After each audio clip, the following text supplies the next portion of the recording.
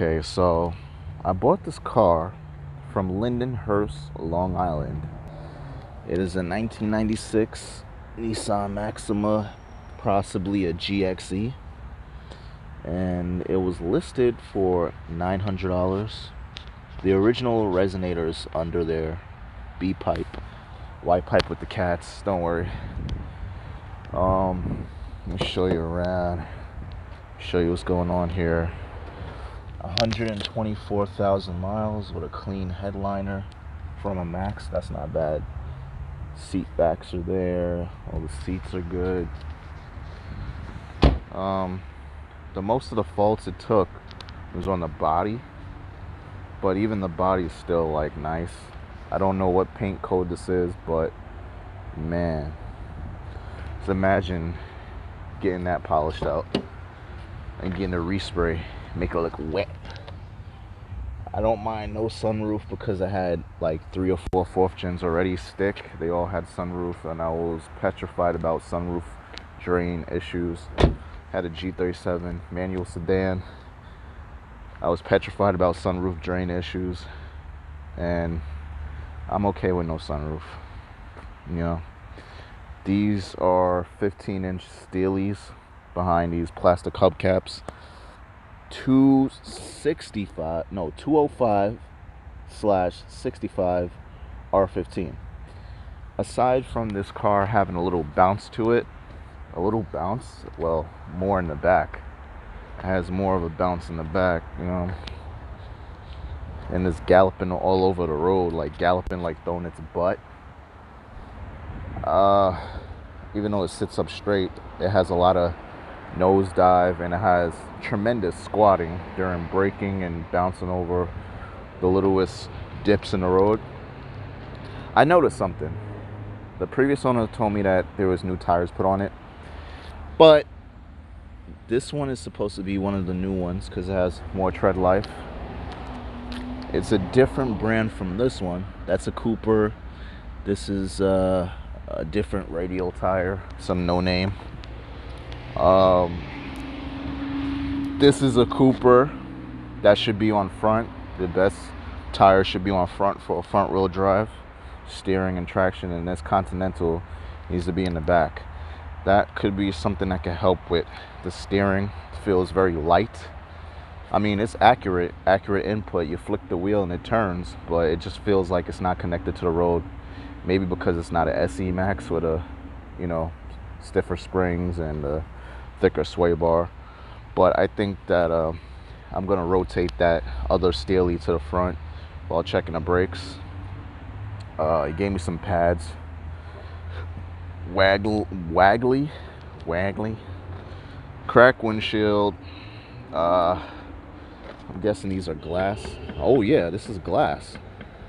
Glass headlights for the 96. No fog lights. Chrome door handles. No sunroof. So my guess is GXE with bare minimum options. And 124 on the dash, bro. To find a Max in New York in the 5 boroughs that got less than 200K, less than 160, and clean without quarter panel rust. Now you got the typical, well, that's not typical, but somebody just sideswiped them not too long ago, and they had to, I think, student driver, and they had to change a mirror. All that can be blended the hell back. I mean, I could put up a tent, get an air compressor, get the paint code, and start learning how to paint my own damn stuff. I'm not concerned about that. I'm just more concerned of, I don't care about no fog lights. I can get, HIDs, put some projectors in there. That'll be all right. These have the courtesy light. They have parking lights, but it's a courtesy light.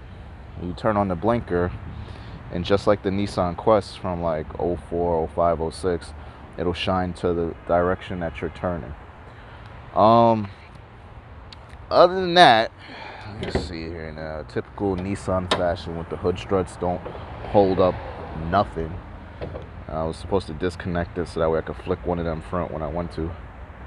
I think there's a bump stop there. I'm seeing a little bit of residue, unless that's just how the paint is. I wonder if this car was black before, because the engine bay looked black enough. I'm smelling typical oil draining onto valve cover gasket and exhaust manifolds, or maybe because it's caked up there. I'll just have to degrease it, get some degreaser, cover stuff, spray it down, and yeah, motor mounts are good. I mean, the pulley makes noise sometime. I gotta put the splash guard back on for the AC compressor, possibly spray some WD-40 up in there for the clutches when they engage, so that way if the bearings are starting to go, that it won't snap my belt. I won't need a tow home. I'm probably gonna oh yeah, the boot is torn for that. Let me see now. Yeah, typical Nissan stuff.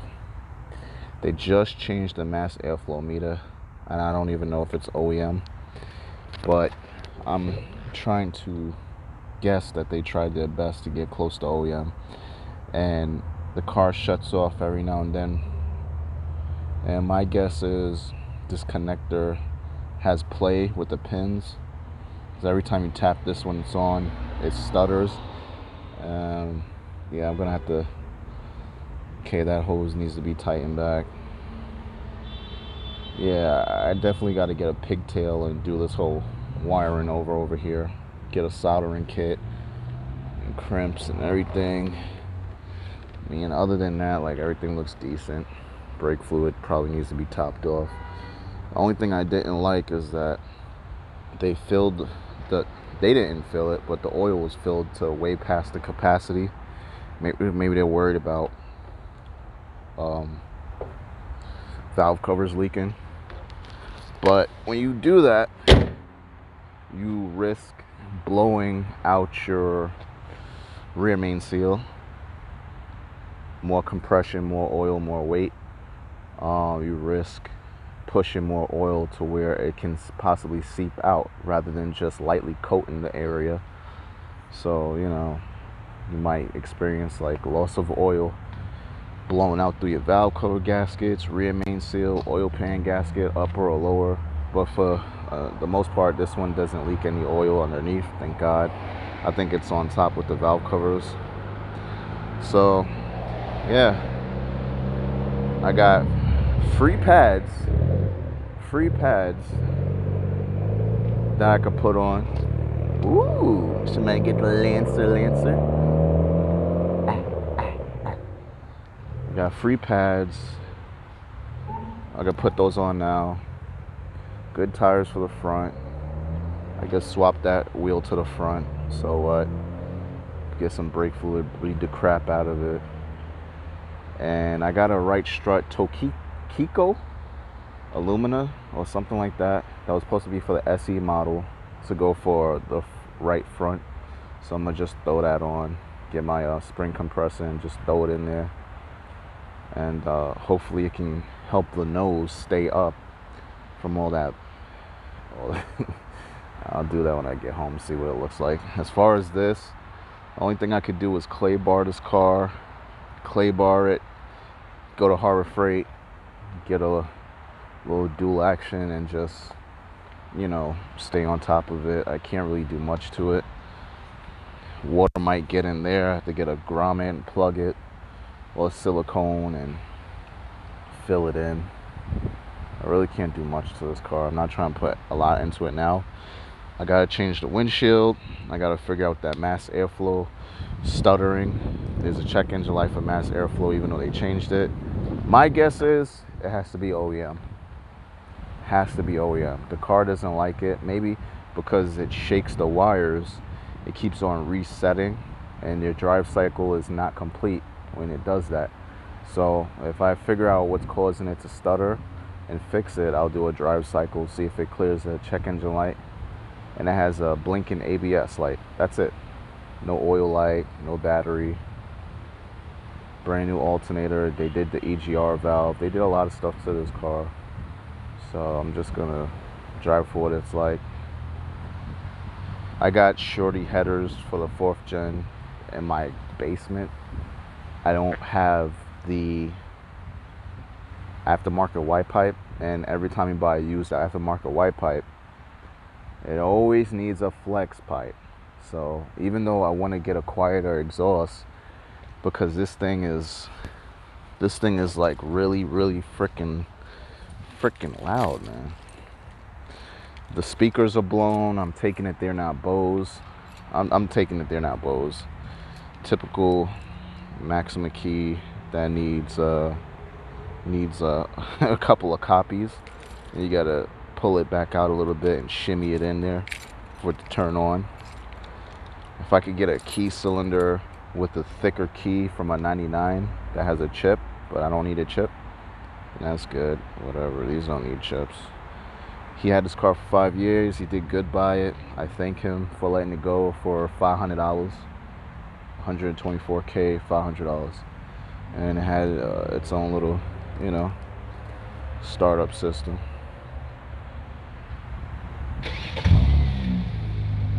I'm telling you, this thing reminds me of my G37 with the aftermarket mufflers on it. And then you could let it run. It'll shut off after a 12-minute interval. You could double click and turn it off yourself. I mean, for what it's worth, it could have been worse. I'm glad it's not. Whatever. I could get like dark green spray paint, take care of the bumper. I got some 2K clear acrylic. You can just throw it right over there. Hit it with like 2 or 3 coats, sand it down. But for the most part, I'm not really concentrating on that. I'm really not. It looks alright for what it's worth. I think somebody tried to practice driving and swipe the crap out of it, or maybe try to get out of a driveway. I don't know what the heck happened. But for the most part, it's standing up on all 4 legs, and it goes under the radar. It's insured. It's got insurance on it. Just gotta transfer the plates to it, and that's it.